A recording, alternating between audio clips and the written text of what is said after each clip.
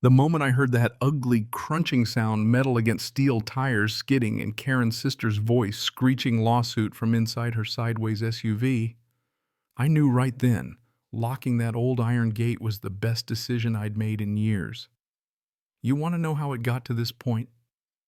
Well, let's back up a bit because this whole mess didn't light up overnight like some barn fire. No, it started with something small, just tire tracks. Deep, ugly gouges tearing through my fresh pasture like somebody had carved their name right into my family's land.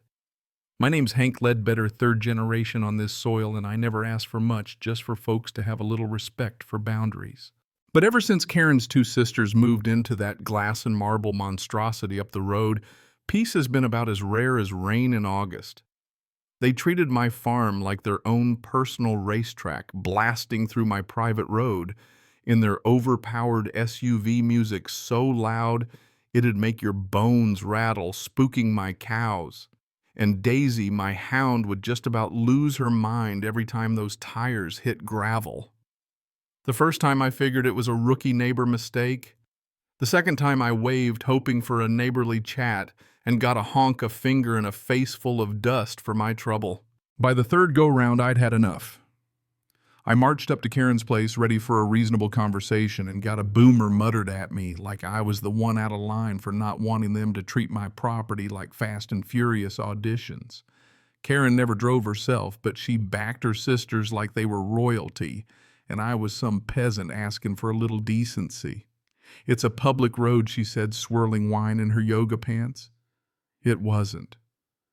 It was marked private, had been since my granddad hammered the sign up himself.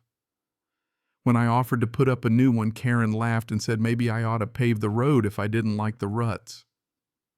That's when the game changed. So I started collecting proof photos, videos, audio of their little joyrides, revving engines, and their yee-haw yells like a TikTok prank gone wrong.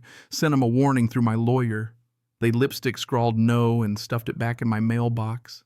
I reinforced the fences, thinking they'd get the hint. Nope. One of them even hollered, "Bet you won't do nothing, Farmer Hank," peeling out so close to Daisy I nearly lost my cool. That night I stared at my old rusted gate and thought, why not? I greased up the hinges, bought a padlock you could anchor a bull with, and waited. Sunday came. Their SUV rolled up, engine purring, waiting for the open road. But this time that gate was locked tight and I was behind the tree line, phone in hand, because sometimes karma needs a camera. They came barreling down like always, music blasting, tires spinning, then bam! The front of their shiny SUV slammed right into the gate. Metal shrieked, crows scattered, the whole thing slid sideways into the ditch. Karen's sister tumbled out, hollering about whiplash. The other blamed me for ambushing them on my own land. I didn't say a word, just let the silence do the talking while the neighbors came out watching this train wreck unfold. Karen showed up in a Mercedes, sunglasses, arms folded, grumbling about her friend at City Hall. But even the sheriff whose dad fished in my pond as a kid just nodded and said, "Looks good to me, Hank." Karen was fuming. Her sisters were already firing up Instagram for sympathy likes. But see, I wasn't finished. They had no clue about the old easement my granddad tucked away, or that their so-called public road was a legal fiction, or that some of what they thought was theirs, well, it wasn't. But I'll save that for another time. Thing is, after that wreck, you'd think they'd back off, right? You don't know entitlement. It just finds new ways to stink up the place. Next morning, my gate was spray-painted pink redneck trash and bubble letters, and a dozen empty hard seltzer cans in my field like Easter eggs from hell. Karen started a Facebook war posting about violent farmers and how her sisters were nearly killed by a lunatic's booby-trapped gate. She called me a menace, tagged the whole neighborhood, even uploaded a duck-face selfie with their totaled SUV. You know what happened? The comments roasted her. Folks remembered her sisters tearing up Old Man Tucker's cornrows, nearly sideswiping a school bus. They weren't buying the act. Karen didn't get quieter, she got meaner. My hay bales ended up on the road. Tire tracks sliced through my soybeans, glitter dumped all over my porch. Every night for a week, they pulled up to the gate at 2 a.m., blared club music, flashed their brights in my window, and screamed, "Good mornin', farmer boy." Daisy barked herself hoarse. I knew better than to escalate, at least not out in the open. I bought trail cams, hid them all over, captured every dumb stunt, every trespass, every petty little crime. And while they were busy being obnoxious, I dug into the past. Turns out 50 years back, my family made a deal with the county. In exchange for letting a chunk of land be used during a road repair, we got a special easement. And when that deal lapsed, nobody bothered to renew it. The land was still ours. Better yet, Karen's fancy driveway built right across my family's property because her surveyor fudged the lines to match a developer's dreams, not the county plat. But I didn't swing that hammer yet. Instead, I went low and slow, hosted bonfires, invited neighbors, let the stories about Karen spread naturally. Then I sent a little packet of evidence to her own HOA, proof of her sister's noise complaints, reckless driving, the whole mess. Within a week, Karen got a $200 fine for code violations. She lost it online, but the cracks started to show. Her sisters came by, lest the road stayed locked, but I knew it wasn't over.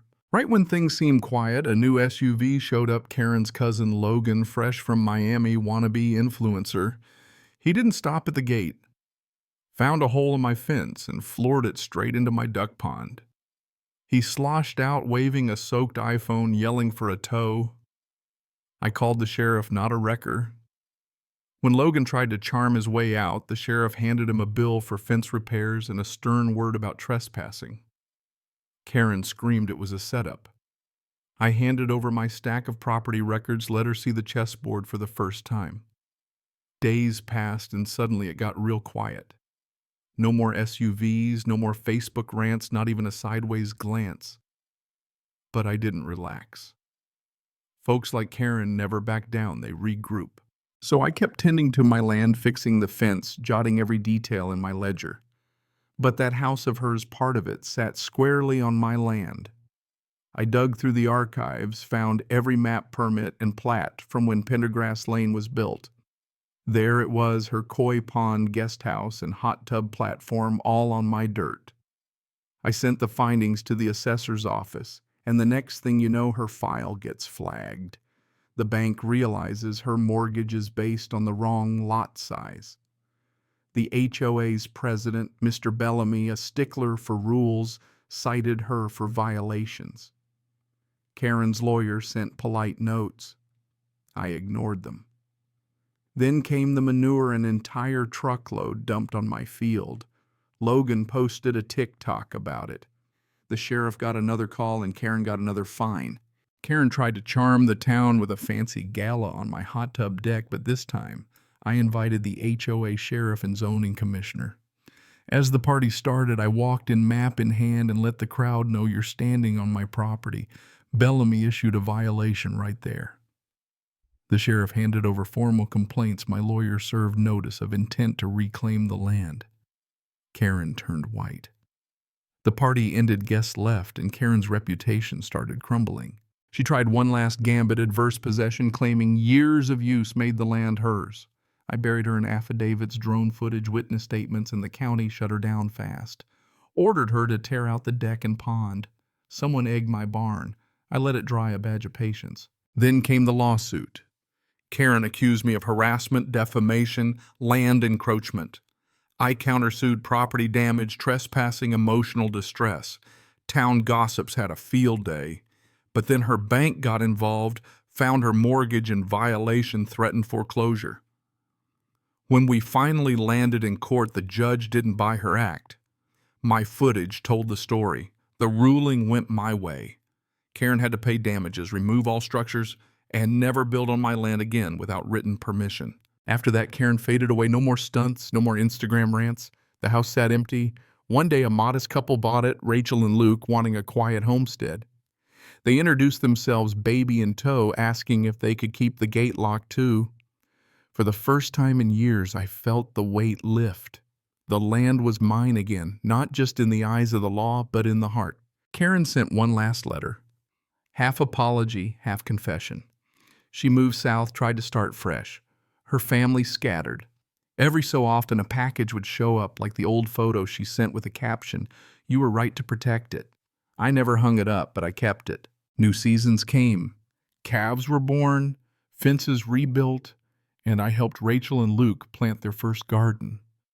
The story of my fight became legend in town, a reminder that boundaries matter.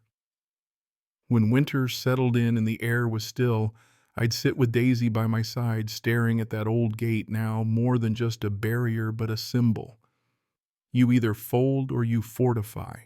I chose to fortify. And if it means an SUV or two gets totaled in the process, well, that's just the price of learning what respect costs. So let me ask you, where do you draw your line? When is it worth fighting for what's right, even if you stand alone? Drop your thoughts below. I bet every town's got its own Karen, but not every town's got a gate to prove it.